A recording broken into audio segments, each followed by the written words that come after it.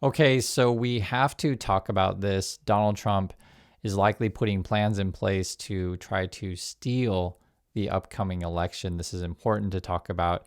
J.B. Pritzker, the governor of Illinois, brought it up in an interview today, and I want to listen to what he has to say. Let's watch. There are many Democrats who pointed to Donald Trump before the 24 election, saying he was challenging the integrity of the election by saying almost exactly what you're saying about him now. Why do you think he's going to steal the election? What I'm telling you is you can just look back in his own history, that back to 2020, after the election, when he claimed fraud, he claimed it had been stolen from him. And he and Michael Flynn discussed, and Michael Flynn very publicly talked about, maybe we should use troops and go in and seize the ballot boxes and count the votes. You don't think Donald Trump heard that and thought maybe that's a good idea? And here we are. He's sending troops onto the streets of American cities, into blue states in blue cities, and he's calling it about crime, but that's not at all what it's about. And you don't think by saying this now that you are somehow challenging the integrity of the next election? No, he is challenging the integrity of the next election, but yes, he is challenging the integrity of the next election by sending troops into our cities. That's what I believe this is about. It isn't about fighting crime. He said he's going after the worst of the worst. That is not what they're doing. They are literally going after black and brown people because of the color of their skin. And I think it's obvious that that has been Trump's goal and plan all along. Just we have to talk about it more openly. Governor Pritzker is now mentioning it. And I'll just say this, guys. It happened here in Korea. President Yoon, the former president, tried to pull this crap. Use the military, call martial law, take over key offices, make a bunch of false and fake allegations against your opponents. That's the same game plan that Trump is doing. It's the same game plan Trump is doing. And then you guys know this. Trump complains all the time, oh, so-and-so cheated. And then Trump makes memes and images and stuff like that talking about running, right? Like basically forever trying to stay in office. And as I mentioned before, we had a really interesting Korean commentator comment, I should say, said, if Trump is going to leave in 3 years, if that's his intention, why are you trying to rebuild the White House? You know, you don't do that like on your way out. So what is this Trump doing? I think that sort of then makes sense while Trump is then just putting the military to effect again, blue cities, blue states. It fits in. So I like I said, you don't bring this topic up, but you do have to address it. And I'm telling you, I've seen it before with happening in Korea. Now, it was a different situation in Korea. The people took to the streets immediately. The president was impeached and ultimately arrested.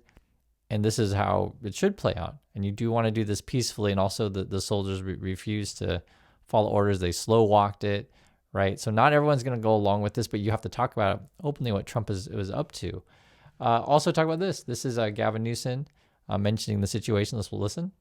So you saw what just happened in North Carolina. They're not even hiding the fact. Whatever the dear leader, Donald Trump, is telling them to do, they're doing it. They did the same thing, redistricted mid-decade in their state. Same thing that was done in Texas. Same thing that was done in Missouri. You're seeing red states all across this country try to rig the 2026 election. That's why it's so important that we do everything to fight back, not only by supporting Prop 50, Yes on 50, but getting others to turn in their ballots, knock on doors, make phone calls so that we win this campaign and we protect our democracy. It's a really tough situation that we're in right now because, right, the Republicans are trying to add seats, so then Democrats kind of have to do the same. It's a dirty fight. I'm just being frank with you guys. It's a dirty fight. But here's the thing. If people show up to the polls in every district around the nation, because do not think that you can just sit at home and watch things idly by. You need to participate in this stuff. Like if you're outraged, and you should be, I'm just telling you the truth on this stuff, you're outraged of just open corruption in the White House, show up to the polls. And I'm showing you a lot of this stuff today because I, as I told you in the last video, I get more inspired as I see more Americans stand up as well. And also, when you see the adversary, Trump, who's really aggressively going more and more crazy, in my opinion, I'm just telling you the truth. When he first started the second term, I was like, okay, he's an old guy. He's just going to do old guy stuff and just go golfing and maybe just be whatever, right? Like just old guy, right? But he came out way more crazy and aggressive and authoritarian than I even thought he was going to do. I mean, I just didn't imagine we'd ever have this stuff in the USA. I knew people were talking about it, right? But it wasn't something I would want to panic people on and this kind of things. I don't want to just like make stuff up. And then when you see Trump sending the military on our own people, I mean, come on. it's obvious what's going on right now, right? So that's why you really got to address this, right? Just fully. And now we're destroying the White House. I mean, to me, this is the turning point where you got to stand up. And then we're giving money to Argentina. Like, what's this all about? Listen to Klobuchar talk about the Argentine thing. It's so crazy. And we're the second longest, government shutdown in history now. And then a whole bunch of moderate Republicans and even some conservative Republicans who care about the Constitution or who care about the bottom line when it comes to their businesses and these horrendous tariffs, they're speaking up too. So today you had the beef people, the cattle people, I've got a lot of them in my state, say, wait a minute, you just gave a bunch of money, right? Billions of dollars that you're giving to Argentina. And not only did you screw the soybean farmers, but you're now going after beef and telling them to buy the Argentinian beef when they are already in trouble. So this is just creating, I never thought some of these people would speak out like they have, but they're speaking out because their livelihoods depend on it. And then a whole bunch of moderate And it's true, and it's so laughably stupid. I mean, that's why she's just like because it makes no sense. It makes no sense. Right? Donald Trump's attacking now farmers, beef, soy. You can see right here, she says, Trump is putting Argentina first, rural America last. First, he sold out U.S. soybean farmers. Now he abandons our ranchers, all while giving $40 billion to Argentina. The whole thing's crazy. It's absolutely crazy. And sometimes people say, like, why do you say crazy all the time? Because that's the best word to describe. If you want to say insane, you can say that. If you want to say dementia, you can say that. Like I said, I thought Donald Trump was just going to be the old guy that goes golfing and just do that stuff. Not a good president, but like this idea, like I giving money to the Argentina thing, that was new to me. Destroying the White House, what the heck? Like, isn't this nuts? And I just think any sane person should stand up for this. So, and then Trump just blatantly lies. And I just want to show you guys this stuff because, like, look at this stuff. Just use your critical thinking skills here.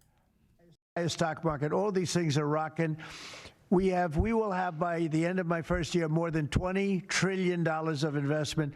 The all-time record is $3 trillion. I think it's China.